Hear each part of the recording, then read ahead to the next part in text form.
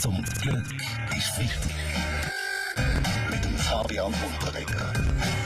Aber was natürlich ein bisschen untergeht, oder? Alle reden über die eine Abstimmung dabei. Die Heiratsstrafe steht ja auch noch zur Debatte, da können wir auch noch abstimmen. Da geht es um viel, viel Geld, wenn man am Parlament glaubt. Der SVP-Nationalrat Roger Köppel. Heiraten ist die kirchliche Version vom Konkurs. Um was geht's? Die Weltwoche hat recherchiert und weiss, dass bei einer Annahme von der Initiative der Bund andere eheähnliche Lebensformen müsste besteuern, zum Beispiel auch gemischte Männerregeln, weisse Gospelchör oder Synchronsprecher von gehörlosen Pornos.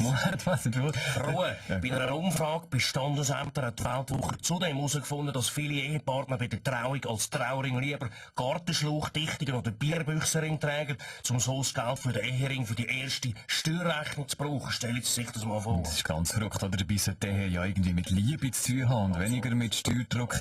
Ich frage mich einfach, ist der unter den Umständen noch zeitgemäß? Jetzt haben wir das Blick am Morgen.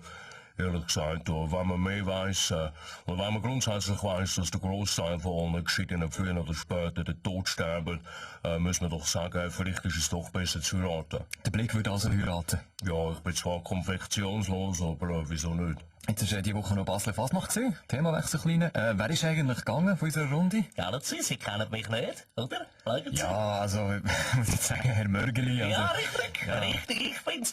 Kennen Sie es, hat jetzt nicht gedacht. Was ist das für ein Kostüm? Es ist ein aufgeklappter Köderkörper auf dem Kopf. Offensichtlich.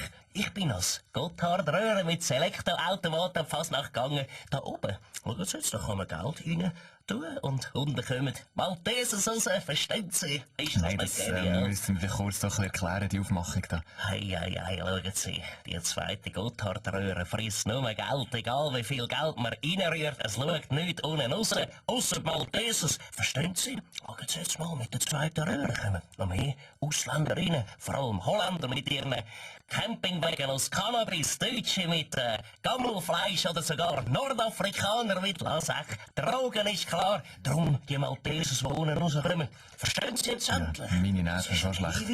Kommt mir noch etwas anderes in Sinn. Laut einer Studie nimmt jeder 10. Schweizer, vielleicht habt ihr es gelesen, diese Woche, jeder 10. Schweizer nimmt das Beruhigungsmittel Benzodiazepin. Ich hoffe nicht unsere Runde hier, Ex-Bachelor Vujo Gavric. Jetzt bist du ja wieder solo. Ich habe gestern Zeitung gelesen, Schluss mit der Melanie. Nimmst du jetzt Beruhigungsmittel?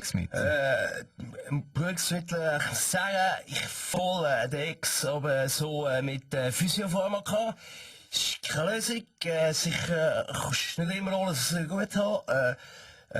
Manchmal ist auch Regen, ist der Föhn.